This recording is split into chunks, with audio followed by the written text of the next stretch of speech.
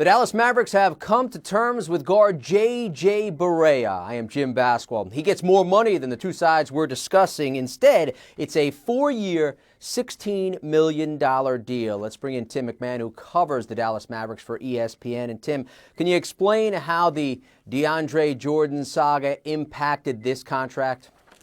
Yeah, Barea had agreed to the cap room exception, which is a $2.8 million salary. It was a 2-year deal, would have been a total of $5.7 million, because with DeAndre Jordan on board, they didn't have any more cap space, so they had to sign him to that exception. Once DeAndre Jordan decided to go back to the Clippers, obviously the Mavericks had a lot of cap space at that point, and they decided to basically to renegotiate with J.J. Barea, and instead of 2 years, $5.7 million, he ends up with 4 years, $16 million. He's not the only one who benefited financially from DeAndre Jordan's decision. Wesley Matthews went from a 4-year, $57 million deal to 4 years, $70 million, because the agreement was with him, the Mavs would pay him as much as possible, depending on whether DeAndre Jordan was on the roster or not. That was the rest of the cap space. If Jordan was on the roster, without him on the roster, he ended up getting a max deal.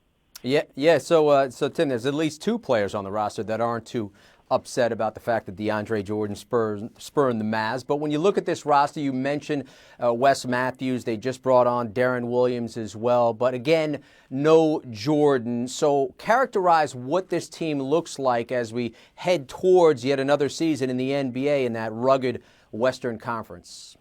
It looks like a team that's going to have a really hard time making the playoffs in the Western Conference. Zaza Pachulia right now is the starting center. He's a decent player, but obviously a drastic downgrade from DeAndre Jordan. Certainly nowhere in the same universe in terms of athleticism, rebounding, shot blocking, finishing above the rim.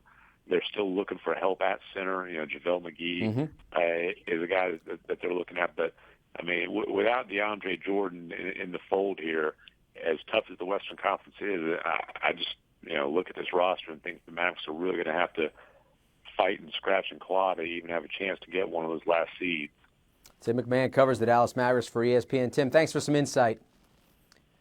Thanks for having me. Again, J.J. Barea comes to terms on a 4-year deal with the Mavericks. Keep up with the latest offseason NBA news by keeping it locked on the NBA page right here on ESPN.com. I'm Jim Basquall.